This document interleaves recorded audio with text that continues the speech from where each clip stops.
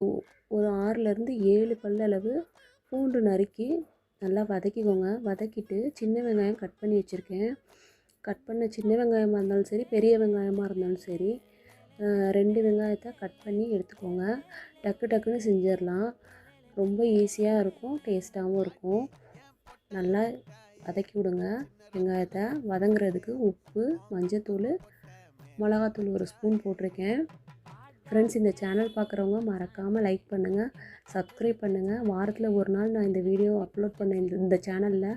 ஏற்கனவே நான் சேனல்லாம் ஆரம்பித்து அதை நான் டெலீட்டும் பண்ணிட்டேன். நிறைய 1000 வாட்சர் வரைக்கும் வந்துட்டு டெலீட் பண்ணிட்டேன். தயவுசெய்து இந்த சேனலுக்கு சப்போர்ட் பண்ணுங்கள்.